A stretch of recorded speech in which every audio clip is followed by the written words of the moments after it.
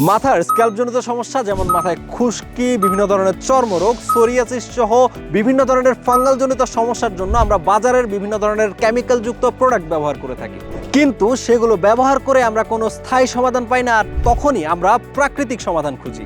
বাজারে এখন অনেকেই বিভিন্ন ধরনের প্রাকৃতিক সমাধান দিচ্ছে এবং অনেকেই সেগুলো নিয়ে প্রতারিত হচ্ছেন, কারণ তাদের প্রোডাক্টের অথেন্টিসিটির কোনো নিশ্চয়তা নেই।